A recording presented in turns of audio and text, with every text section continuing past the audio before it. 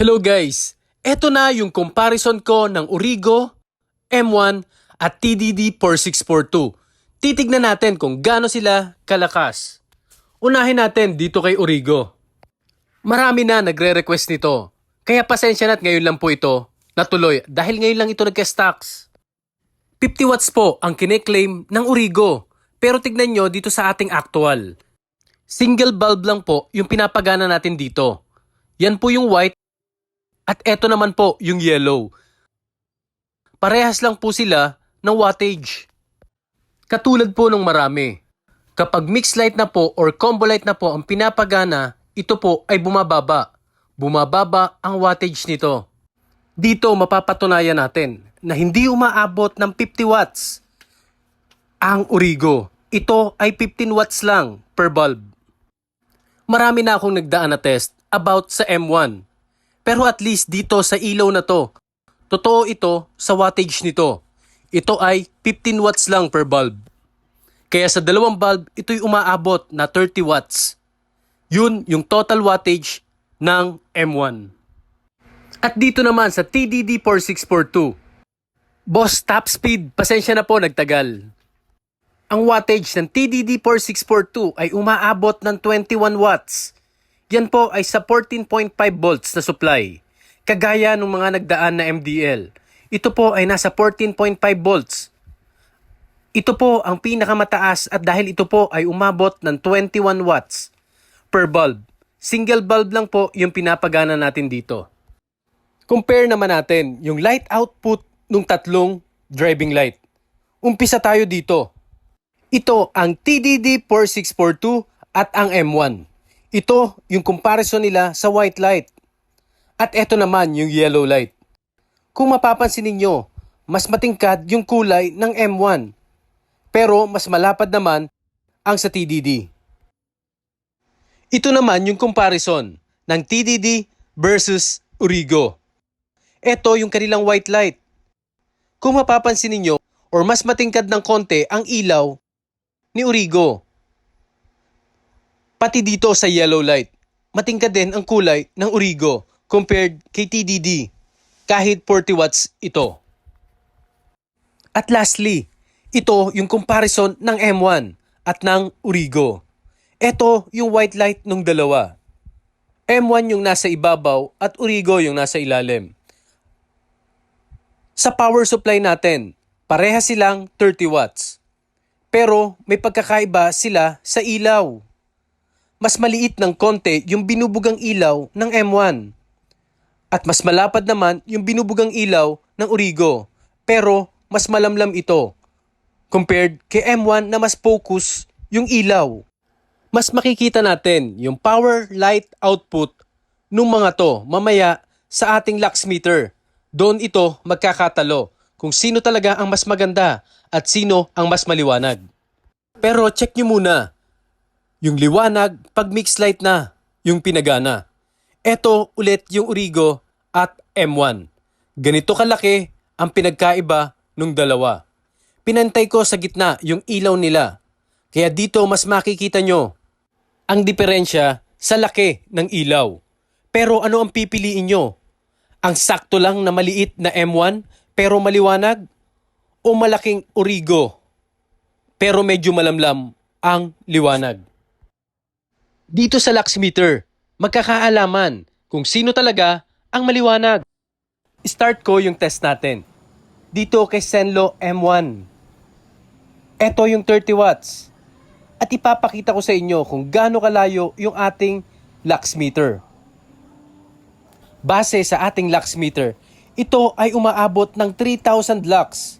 Yan po ay sa loob ng 210 centimeters. Ito po makikita nyo. 210 centimeters ang layo. Ibig sabihin nasa 2 meters ito mahigit. Ganyan kalayo para ma-achieve natin yung 3,000 lux. At pagdating naman dito sa Origo, same distance din po, wala tayong binago. 2 meters din po mahigit ang layo. Nakagitna po yung tama ng ilaw. Kita nyo naman doon sa ating wall. At ito po ay umaabot na lang ng 1,600 690 or 17 lux. Ibig sabihin po nito, lagpas kalahati lang ng binabatong ilaw ng M1, yung liwanag na lumalabas kay Origo. Dahil hindi man lang ito umabot ng 3,000.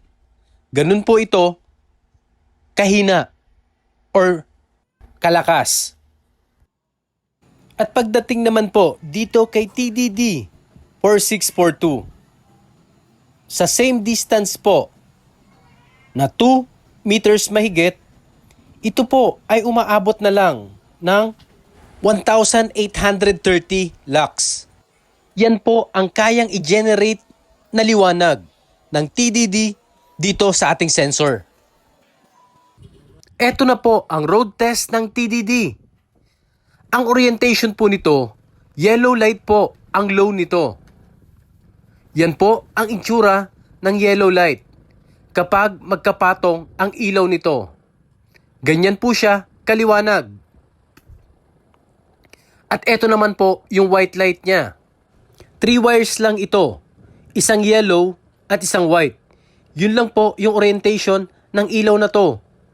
Pero sa price nito na 1,300 mahigit, okay na rin naman ito. Malaki at malapad ang ilaw. Kaso nga lang hindi mo siya basta-basta may tatago. Kailangan talaga ay magbabracket ka sa labas ng motor.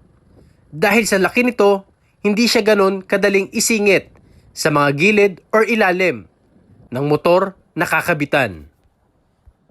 Pero kung ang tanong ay sakto ba ang presyo nito sa liwanag na makukuha mo? Para sa akin ay oo. Sakto na rin po ito compared sa ibang mini driving light. Pero syempre, meron at meron pa rin na mini driving light na mas maliwanag sa kanya. Ito naman ang road test ng Origo. 30 watts at hindi 50 watts. Guys, lagi nyo pong iisipin na may naghihintay sa inyong pag-uwi. Wag na wag pong magdadrive ng nakainom. Buti na lang po at okay at nag-slide lang si kuya. Lagi po nating isipin ang pamilya natin na naghihintay sa bahay. Ito po yung white light ng Origo, 30 watts. At ito naman po yung kanyang yellow light. Sa orientation po nito, ang low po nito is white light. At ang high naman is yellow light. Pero pwede mo itong baligtarin. Dahil same lang naman yung shape ng ibabaw at ilalim ng ilaw. Sa liwanag at sa lakas, hindi ito masyadong lumalayo sa TDD.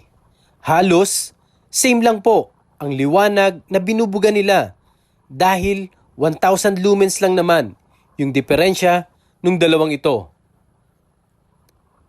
Kung sa liwanag at sa lakas ang tatanungin at lalo na kung sa presyo, kung sulit ba ito, kayo na po ang bahalang humusga. Dahil medyo mas mahal ito sa M1 na mas malakas ang lumens. Pero syempre, kung gusto nyo is yung lapad ng ilaw, ay magugustuhan nyo naman ito dahil malapad ang ilaw nito. Hindi na nga lang ganon kaliwanag. Minsan may nagtatanong kung gaano ba kaliwanag ang mini driving light pag dumadaan na sa medyo maliliwanag na kalye. Ito po ang example ng Origo sa medyo maliwanag na lugar. Sa intensity ng ilaw nito, medyo nakakasabay pa naman ito. Kaso nga lang, kung mas maliwanag pa dito yung lugar na madadaanan, palagay ko ay hihina at lalamlam na ito. Maraming salamat po sa panonood ng video na ito. Huwag niyo pong kalimutan mag-like, share at subscribe. Makakatulong po sa akin yan para patuloy na makagawa at makapag-test ng iba't ibang klaseng mini driving light. At kay Boss Top Speed, Boss, send mo sa akin yung details mo. Ibibigay ko na sa iyo itong TDD. Bilang pasasalamat sa patuloy na pagsuporta mula pa nung una hanggang ngayon. At sa mga bagong subscriber, mag-comment lang po kayo na mag-comment. At pag napansin ko po kayo, bibigyan ko po kayo ng mini driving light na itetest ko. Salamat po! Ride safe po sa inyong lahat.